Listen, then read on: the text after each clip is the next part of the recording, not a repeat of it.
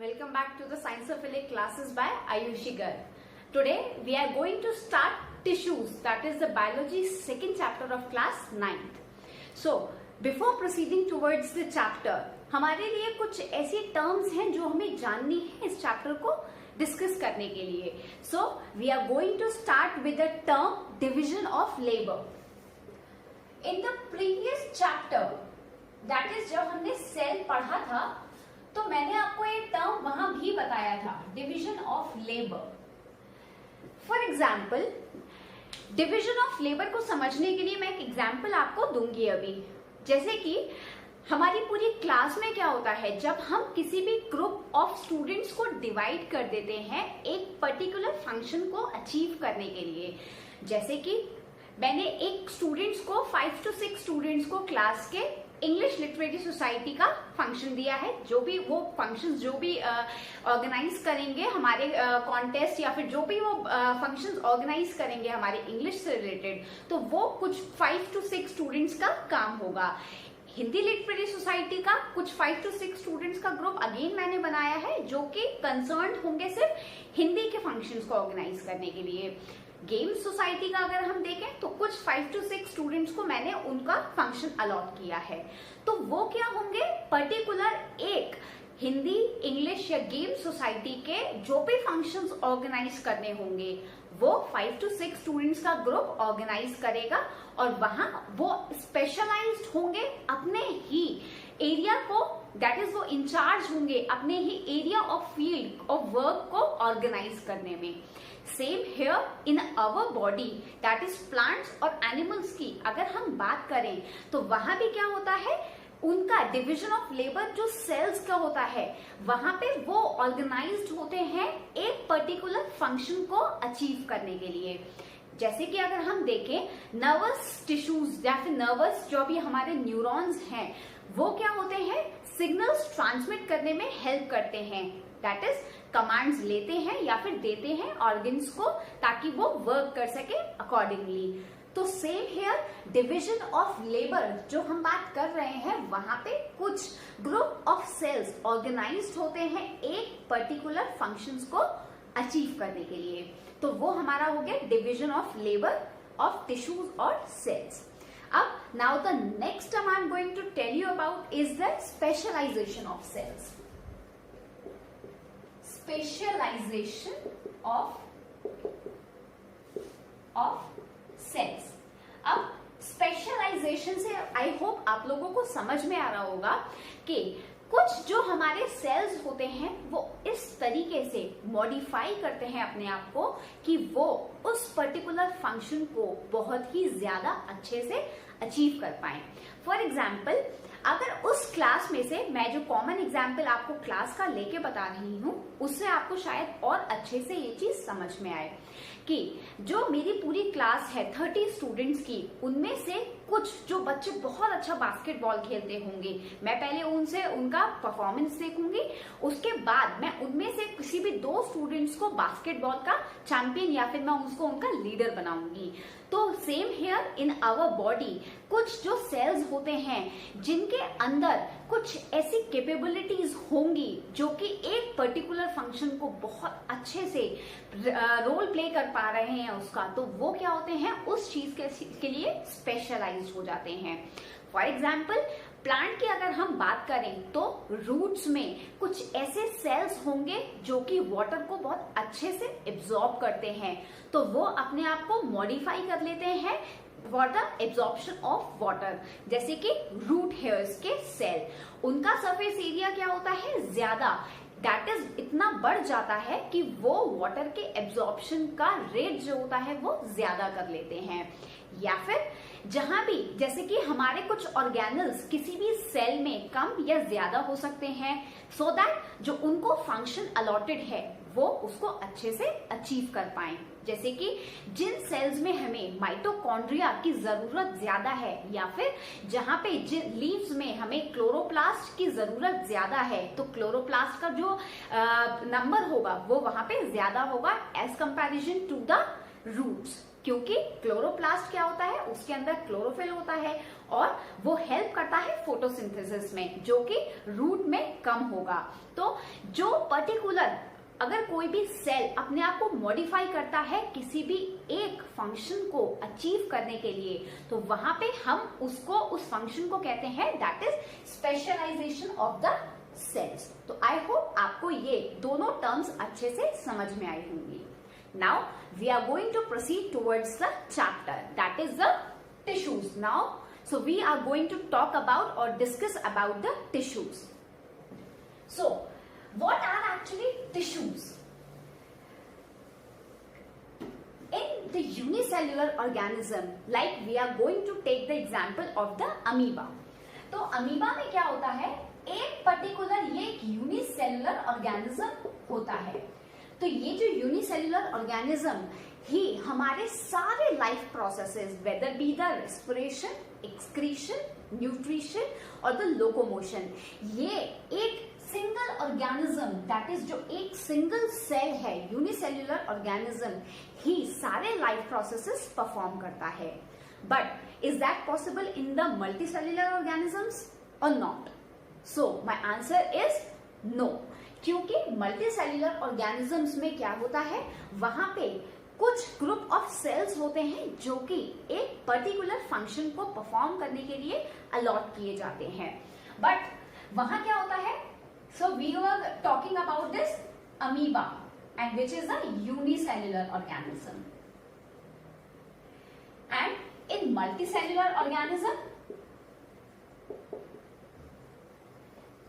That is plants और animals. अगर हम प्लांट्स और एनिमल्स में देखेंगे तो वहां क्या होगा, यहां सिंगल सेल ये सारे प्रोसेसेस परफॉर्म नहीं कर पाएगा। तो वहां क्या होता है, कुछ ग्रुप ऑफ सेल्स क्या करते हैं, एग्रीगेट बनाते हैं या फिर वो एक साथ forward, they come forward to achieve a particular function. For example, जैसे कि अगर हम देखें, अगर हम नर्वस टिश्यूज की बात करें, दैट इज अगर हमारे जो भी ब्रेन में सिग्नल्स आते या जाते हैं या फिर वो जो भी कमांड्स हमारे ऑर्गन्स को देता है, तो वहां क्या होता है, कई सारे सेल्स दे कम फॉरवर्ड और या फिर वो अपना एक ग्रुप बनाते हैं और वो साथ मिलके अपनी एक टीम के साथ ही एक पर्टिकुलर फंक्शन में एक्सेल कर पाते हैं या फिर उसको अच्छे से एक रोल परफॉर्म कर पाते हैं।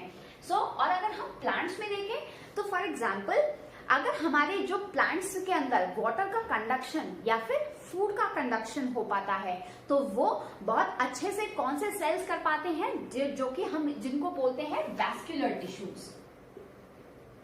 सो दे वर वैस्कुलर टिश्यूज। वैस्कुलर टिश्यूज हमारे किन सेल्स से मिलकर बनता है, दैट इज या तो जाइलम टिश्यूज होते हैं और द फ्लोएम टिश्यूज होते हैं, फ्लोएम टिश्यूज। लेकिन ये हमारे टिश्यूज हैं, जाइलम और फ्लोएम, क्योंकि उसके अंदर भी जाइलम की अगर हम बात करें तो ये अगेन हमारे 4 अलग तरीके के सेल्स से मिलके बनता है। दैट इज इसमें भी हमारे 4 तरीके के सेल्स होते हैं जो कि स्ट्रक्चरल और फंक्शनल, जिनका स्ट्रक्चरल अलग अलग ये हो सकते हैं बट फंक्शन उनका क्या होगा, कॉमन होगा, that is conduction of water from roots to the various parts of the plant. तो अगर टिश्यूज को डिफाइन करेंगे तो what basically tissues are? So tissues are the group of cells which can either be structurally different or similar, but they work together for a common function, to achieve a common function.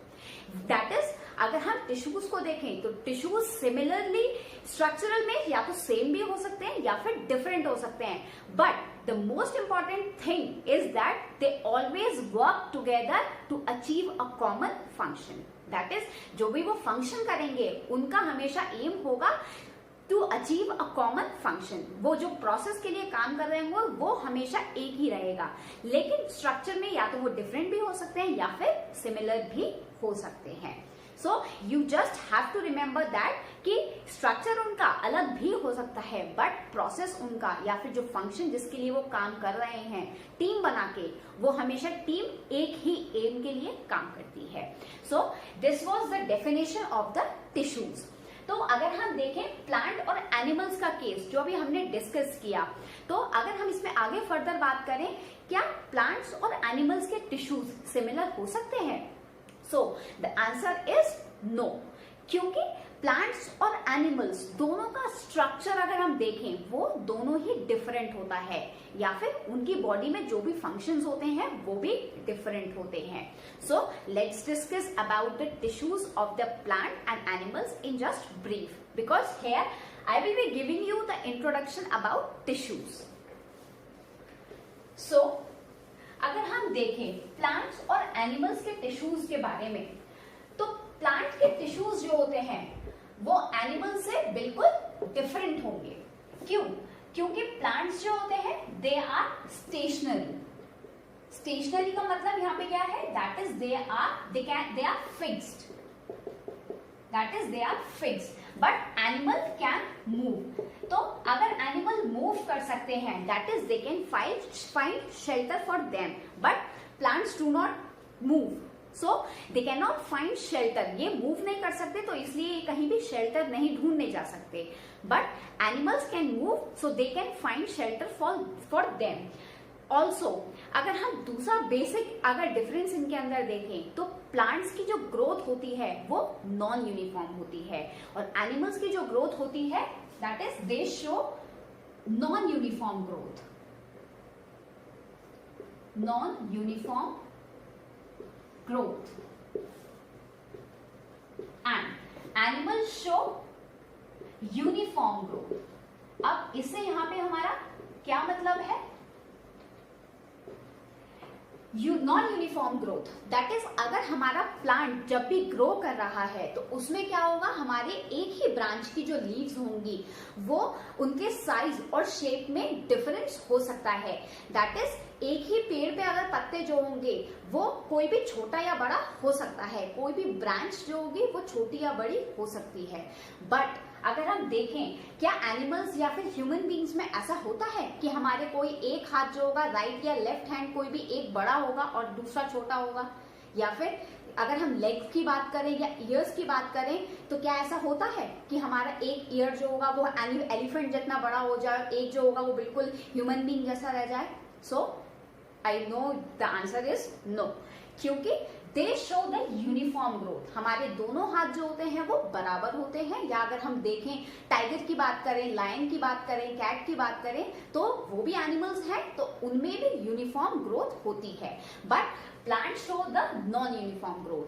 तो अगर इनके structure में इतना difference है तो I suppose, मतलब obvious सी बात है, फिर तो इनके जो टिश्यूज होंगे वो भी डिफरेंट ही होंगे.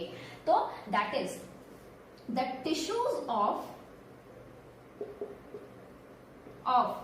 plant and animals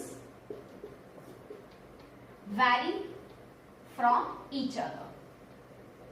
और इनके टिश्यूज के जो टाइप्स हैं वो हम आगे डिस्क्रिप्शन जो इनको डिटेल में हम पढ़ेंगे वो आगे दूसरी वीडियोस में पढ़ेंगे, क्योंकि हम यहाँ पे इंट्रोडक्शन ऑफ टिश्यूज पढ़ रहे हैं.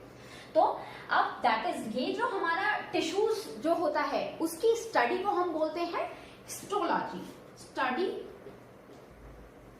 Of tissues is known as histology,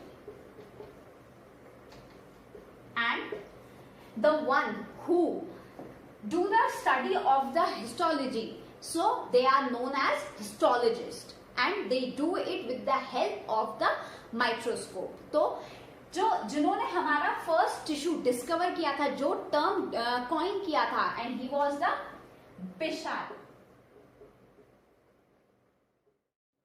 So this was the all about the tissue.